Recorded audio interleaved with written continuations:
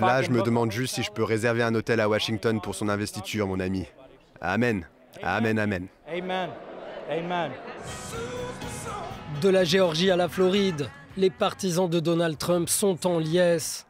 Le candidat républicain a réussi son pari.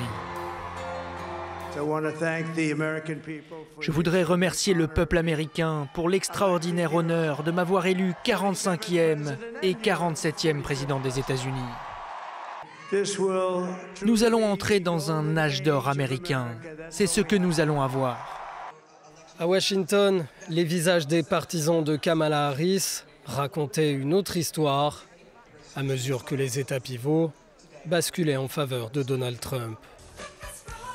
Sur un air disco, de plus en plus en décalage avec la déception.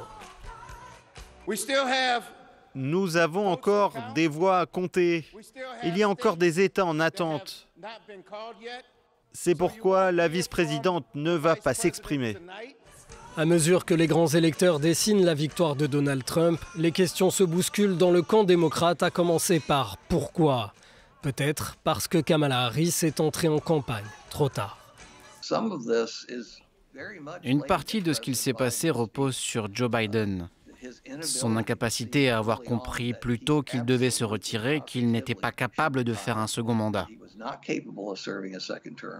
Les électeurs républicains ont une raison de plus de se réjouir. Le parti reconquiert également la majorité au Sénat. Il est aussi en avance dans la course pour la Chambre des représentants.